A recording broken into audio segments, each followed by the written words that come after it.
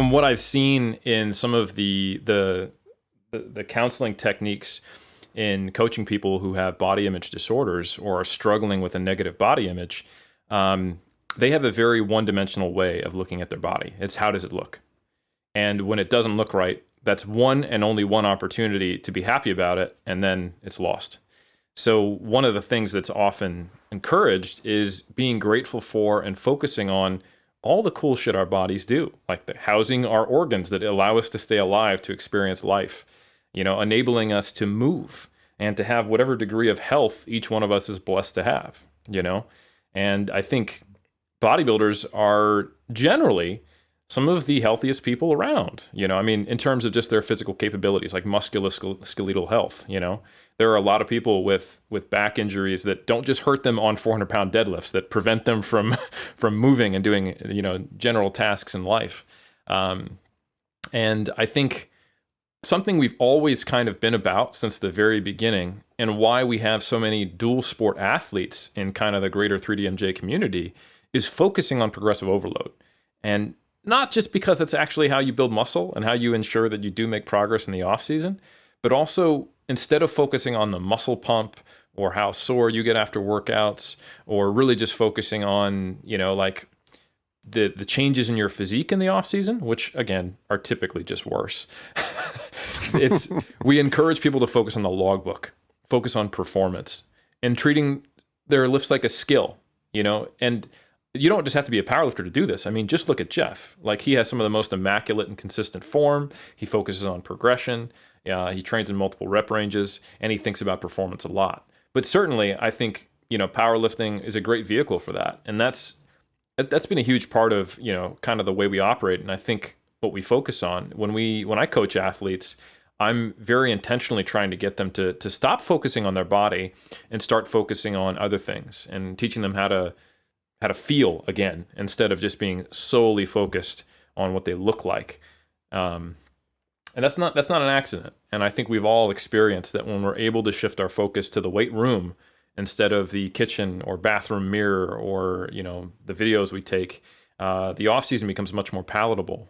And really we get to this, as Andrea put it in, I think our 2016 overseas presentation, we accept a certain level of insanity during prep, where we are going, all right, I'm going to look at my body primarily just as a living piece of art, and that it's my happiness and my competitive success will be dictated on what I look like on this game day, and that's what I'm focused on, which is essentially the exact opposite of what that counseling advice is for someone who's dealing with, a negative body image. So we have to repair that.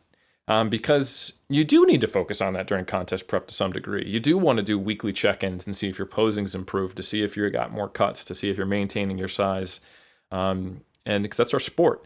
But our sport is absolutely not our lives.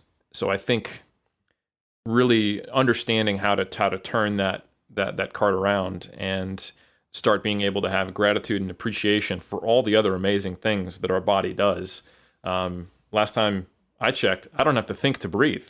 I just sit here freaking processing oxygen and breathing out and breathing in, staying alive. And that's pretty neat, So like, our bodies are pretty complex, cool things. And then maybe that's the scientist in me speaking. But I think being able to appreciate that rather than just, how much does your adipose tissue obscure your muscles is probably a more dynamic, complete way to have perspective and reframing of the body. I can relate that. Even like with the numbers, like even training, like, cause sometimes we get caught up in trying to improve the numbers so much that, we have to remember that we're still moving weight. And that's what I appreciate with my training is like, man, even if it's a shitty ass workout, like there's people out there that don't even have the opportunity to do that. And I just kind of remind myself, okay, the only way I'm going to regress or I'm going to see atrophy is if I don't train at all. So I'm still training. And I still have intent behind my training. So as long as I have the intensity there, numbers aren't going to matter that much. I'm still going to get a stimulus to some degree, and I ain't going to go backwards because of it. So I think sometimes we have a lot of self-imposed stress when we focus on these things. And I think focusing on body fat percentages too, like the numbers, don't always define and dictate happiness. Because I know, like, you can be 10% body fat, but you still might not like the way you're looking. And I know everybody wants to chase that arbitrary 10% body fat. Like they think that's going to be happiness, but it doesn't always equate to that. So sometimes, like for me, for instance, like trying to be 10 over, that just wasn't working. So, hey, I had to be a little softer, and that was my happy place. But I had to learn to love that higher body fat percentage. And I started to weigh out the pros and cons. And I it wasn't like an overnight thing, like, okay, here's all the pros to being heavier. It was like a gradual process that I had to experience. But by going through it, the more I went through it, the more acceptance I got to it, because I could see, all the positives that were coming out of it. Yeah. And I feel like one of our big jobs as coaches is to, it's to recognize not even big wins, small wins. It's to recognize accomplishments, that a lot of times even your most seasoned athlete might not recognize, and I don't know where I want to go with this, but it just a lot of times athletes, especially those that are real hard on themselves, they fail to recognize those wins and those accomplishments. And even of the simplest of things, like someone might be very used to the loads that they're lifting, but that's all they're focused on is kind of like what they're doing and then what the best in the world are doing. And then they fail to realize, you know what, you're really freaking strong. If you wanted to do a powerlifting meet as a bodybuilder, you would do pretty darn well, and you need to recognize that you're like stronger than most of the people that are at your gym, I would be willing to bet. And kind of the same thing with the quote unquote fat bodybuilder, that just only has seen themselves or really only looks at themselves, I guess, as the lean competitor on stage. It's like, look at you right now. You've got better muscle definition than probably most people at your gym, and yet you're huge. You gotta kind of fail to realize that the amount of muscle that you have, it lends itself to being a little bit fatter, because you literally look like a giant human, and you need to recognize those kinds of things, that you have more muscle and you can carry around more body mass, regardless of what percentage of it is fat versus muscle, And I feel like it's really important that not only that we recognize those kind of things, but then also kind of nurture and almost kind of like be the cheerleader, of the client kind of in the background. It's like, look at what you've accomplished here, Yeah, okay, you're not as cut as you were, but at the same time, look at how much weight you're moving, and vice versa. It's kind of like, okay, you're not moving as much weight as you normally do, but look at how good your body looks, and we can kind of almost like politicians, we can kind of spin things to sound better than they really, might not look otherwise. But a lot of times there's still a lot of truth to that, But I feel like that's an important part of a coach's job, is to just recognize wins like that. And then, like I said, kind of nurture them. And I think sometimes people that just bury their head in their own, I mean, it's not a bad thing that you just kind of work in the dark and you bury your head in your own program and recognize your own wins, but sometimes you kind of miss out on that other perspective that maybe you don't even realize is a win.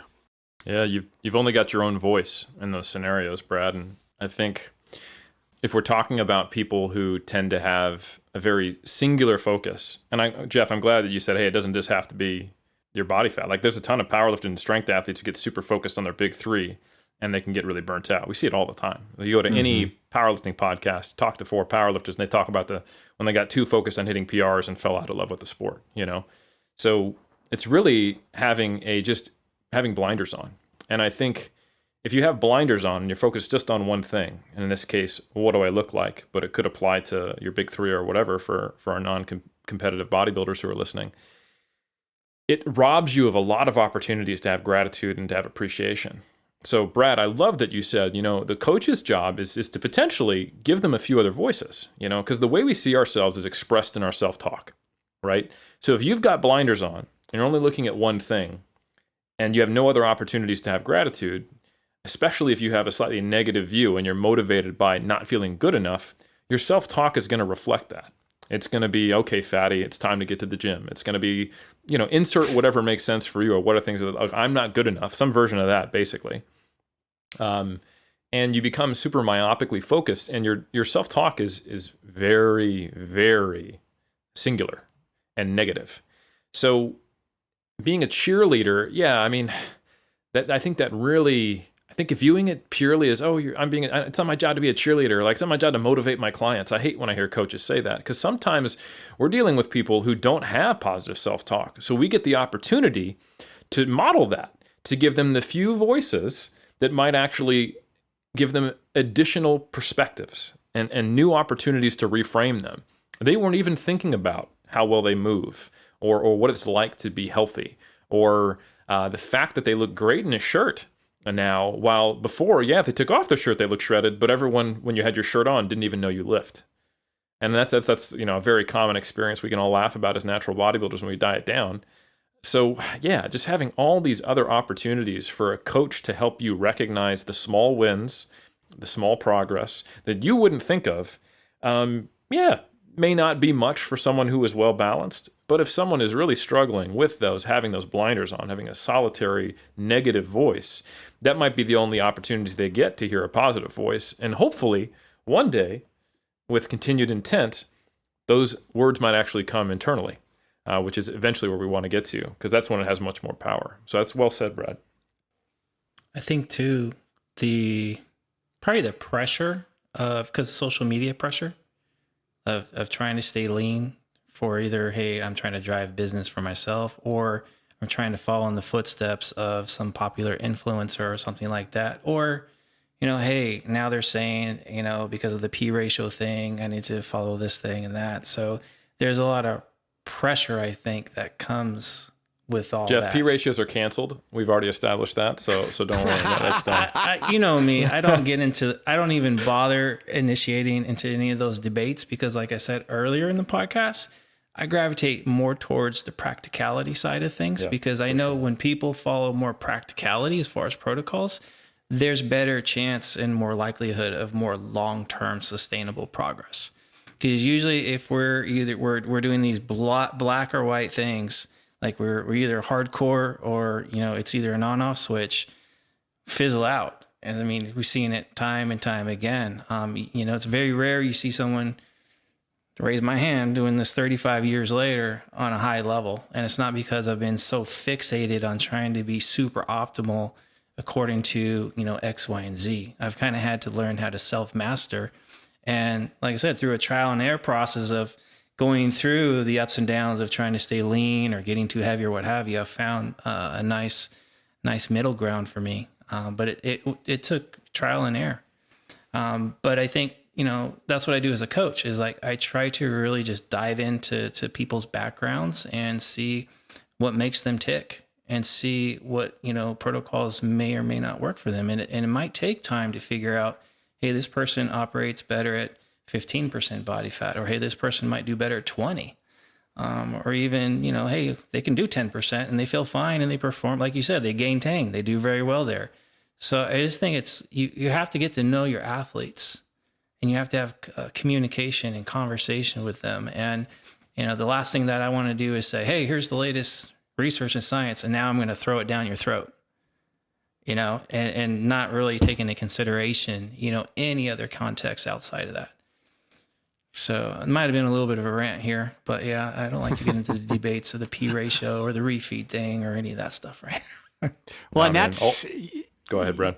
I was just going to say that your rant is a lot of times perfectly summed up in a quote that I remember vividly that I'm probably going to screw up, from our good Dr. Zerdos, in that, we as practitioners use the evidence, like P ratios and whether or not it's true or false and all the evidence and whatnot, to kind of create and customize programs for our athletes.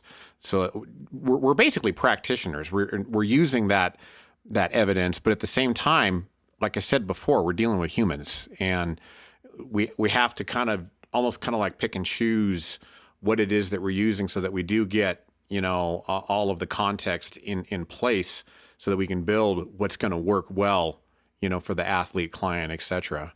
Yep. Wish I could remember that quote, because that is a great quote, but I always screw it up. I just remember the practitioner part. Yeah, I mean, Zerdos will always explain that that science is meant to be conceptual and integrated. That's typically his keywords. Yes. If anyone has been in his any courses he's done or talked to him about this, and that is the opposite of being black and white. It is, we figured this thing out. How do you, what is the concept behind that, and how do we integrate that as practitioners into your situation? So I think that's very apt, Brad, that you brought that up. So thank you. And yeah, science isn't meant to be a big stick. Applied research or translational research is supposed to be applied. It's supposed to be translated into practice, which means not directly copy pasted on top of your face and stapled to your forehead, but literally translated into your situation, So, what does that look like in the context? My Halloween costume. I'm going to put a stamp of science on my forehead. I love it. Science approved. Yeah, I like it. I like it. I don't know what that Halloween costume is exactly, but you got 6 months. We can workshop it. It's all good. I'm an evidence-based bodybuilder, basically. There you go. I like it. You might have to lose some more mass before you fit that mold.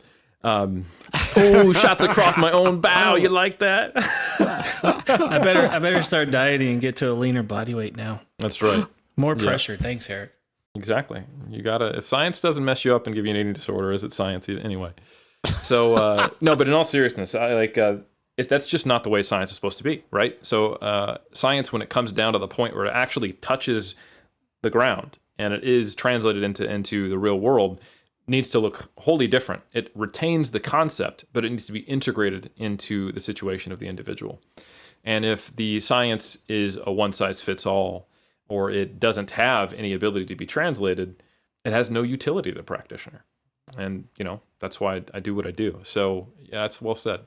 Yeah, I think it's worth saying just how prevalent body image issues and eating disorders are in competitive bodybuilders. I was motivated to write a review on this topic with Jake Leonard and Katerina Pernjak, who are experts in this area more than I am. I'm just pretty familiar with the bodybuilding literature.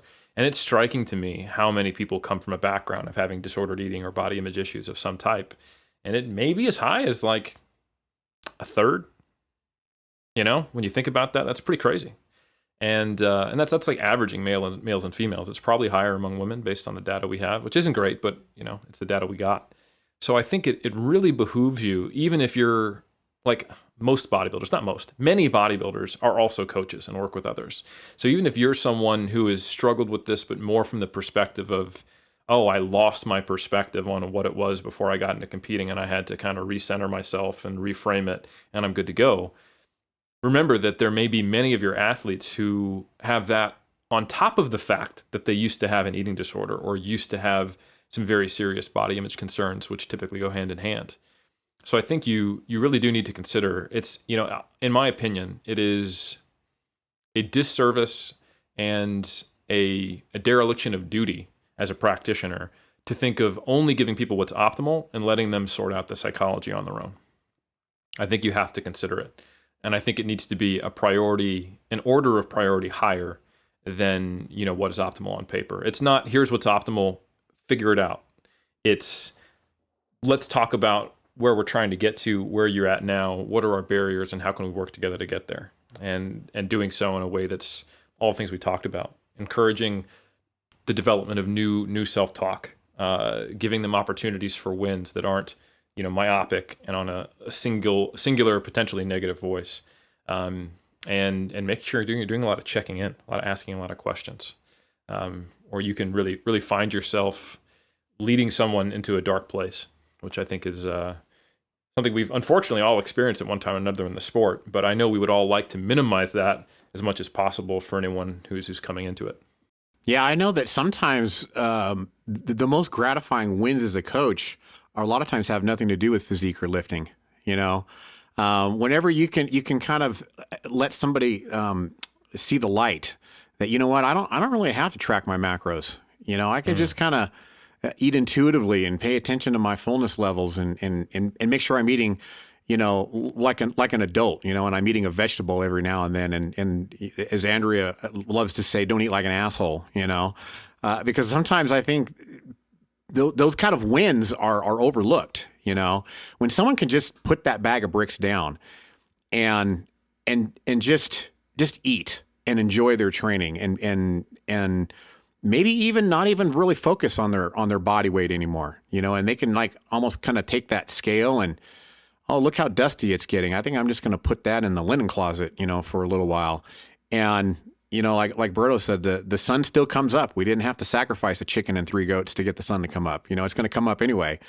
They kind of, when they see the light and it's like, oh, look at, I'm looking pretty darn good. And I haven't weighed myself in 3 months, and I haven't counted a calorie in 4 months, that to me sometimes is almost more gratifying than, that elite total or that bodybuilding pro card or win or class win or what have you, and those are things that I think that sometimes need to be encouraged and congratulated more so because those things are sometimes 10 times harder to overcome.